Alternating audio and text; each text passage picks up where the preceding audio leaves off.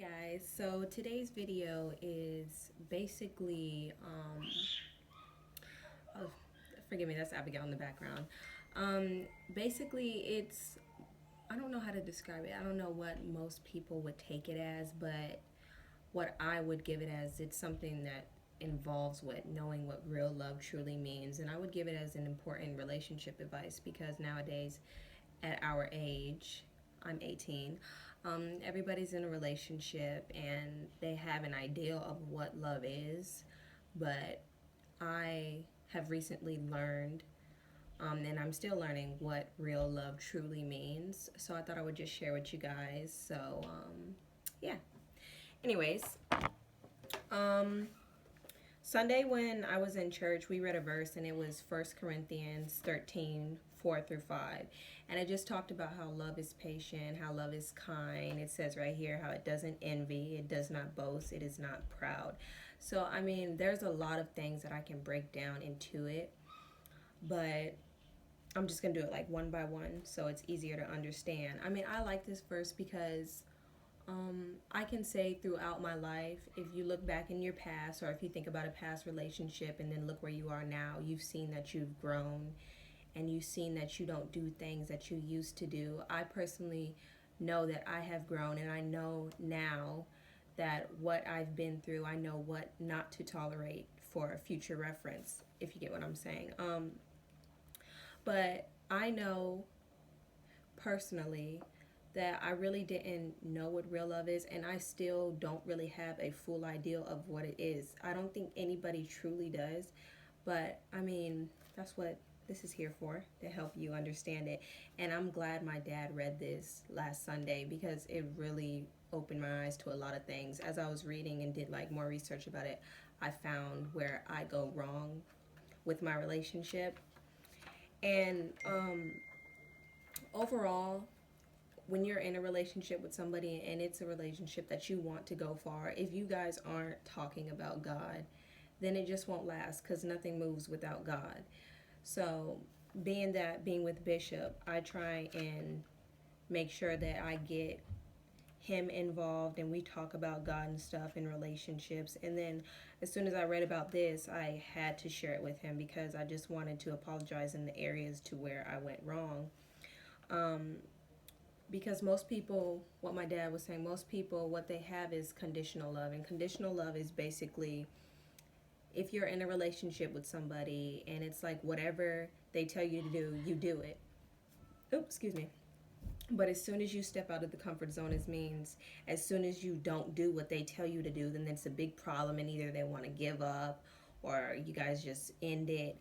And that's mostly the love that I know that teens today have for each other because they can get into an argument, and then after that, the argument could be a bad argument, and that bad argument can cause them just to separate, and then they just leave it at that, and then it's like them hating each other, and that's just not love. And as I was reading, it's just more deeper than I always thought it would be. And then I just tried to explain to Bishop, like, we have to, as a couple, and because I want me and Bishop to go far, and in order for us to go far, we have to study and we have to figure out what the true meaning of things mean, if that makes sense. Um, where else did it start? Let's go. And then also in John, it talks about how you're supposed to show that you love. Love is actually love is an action word. I'm sorry.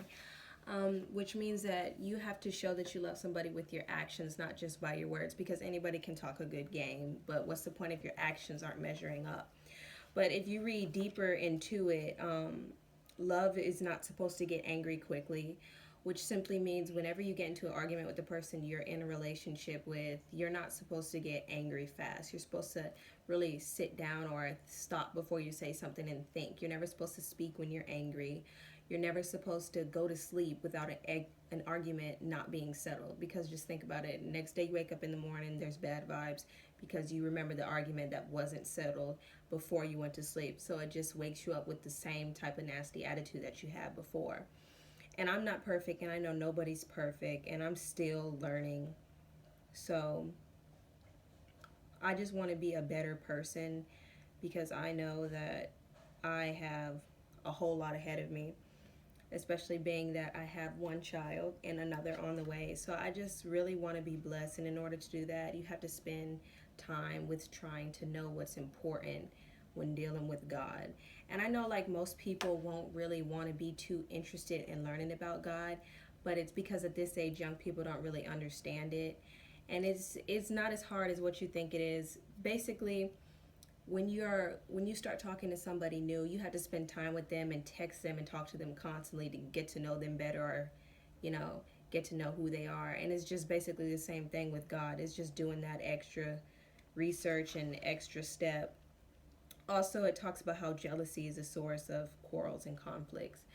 Like, the person that you're in a relationship with could be capable of so much, like talents, whether it being a amazing personality, but you can't be selfish, as in not wanting them to, I don't know how to say it, not wanting them to be who they can be because you're too busy keeping them all to yourself, if it makes sense. There's nothing wrong with wanting the person that you love all to yourself, but you just have to come to a certain point in your life when you have to know that that person is capable of a lot, and you have to support them in what they do, and so forth and so on.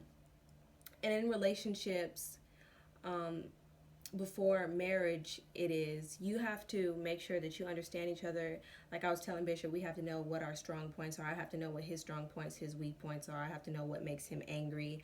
He has to know what makes me angry, so we can kind of avoid those troubles. It says love is polite, it has good manners, it's sensitive to the feelings of others. Ooh. It says love doesn't try to gain the upper hand by reminding a person of wrongings, which simply means, like, you can be in a relationship with somebody, and let's just say they maybe did something in the past and it hurt your feelings, but whenever you guys get into an argument, that you try and remind them of what they did wrong. You're not supposed to do that. You're not supposed to keep tally marks of what they did wrong. You're supposed to forgive them and just move forward with that. But when I was just reading all this, I just found, like, all of this stuff that you're not supposed to do, I find myself doing. And then I can't really say that I love somebody unless I'm living the way that I'm supposed to, which means being patient, kind, caring, not getting angry fast. And all these things are very hard to try and avoid. I know it's hard to avoid getting angry fast when you're in an argument and they say something that ticks you off. But you just have to think about what could happen if you say that. You can't take back anything that you said, no matter how many times that you say sorry.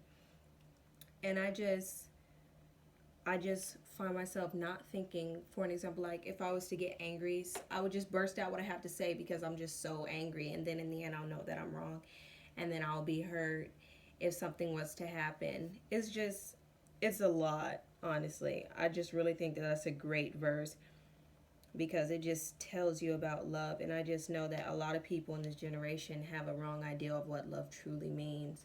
And I know I do, and I'm still learning. And being in a relationship, if you say that you love the person, like I say I love Bishop, then it's only right for me to try and share this with him so we can go farther in life and we can learn together what real love is. Because if you don't really truly love yourself, it will be hard for you to love somebody else. So whenever people come to me, I always make sure that I tell them that you have to be happy with yourself first in order for you to be happy with someone else. You can never just get somebody just to be happy with them if you're not fully happy with yourself. And then I really thank my dad for sitting me down and talking to me about these important things, because it really opens my eyes and it makes me want to be a better person. Because at the end of the day, when it's all said and done, only you are responsible for what you say and what you do. And there was also something in there when it says, when I was a child, I thought like a child, and when I became a man, I put the ways of childhood behind me. Hold on just one second. And what that just simply means is, when you're young, you're going to think like a child. You're going to do childish things. But as you grow older, you're supposed to mature from those ways. As in, you're supposed to wake up and realize, okay, now I have to do this real stuff. Or now I have to grow up. It's time to grow up. There's no longer time to be a child. And let's see.